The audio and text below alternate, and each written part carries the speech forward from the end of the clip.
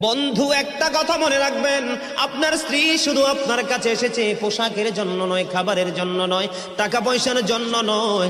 স্বামীর কাছে যেই খোরাক স্ত্রীর জন্য আছে, এবং স্ত্রীর জন্য স্বামীর কাছে যেই খোরাক, স্বামীর জন্য স্ত্রীর কাছে যেই খোরাক আছে, পৃথিবীর কোথাও সেই খোরাক নাই। এটা স্বামী স্ত্রীর জন্য অবর্ণনীয় এক নিয়ামত।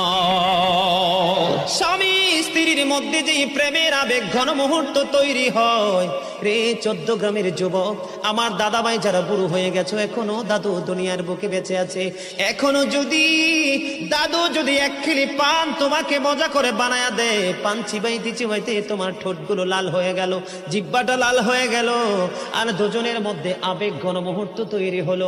আমার নবী বলেছে, স্বামী স্ত্রী রোমান্টিক সময়টাতে যদি 1টা ঘন্টা যদি কাটাইতে পারে রে, তাহলে 1 বছরের নফল ইবাদতের সওয়াব দিয়ে দিবে।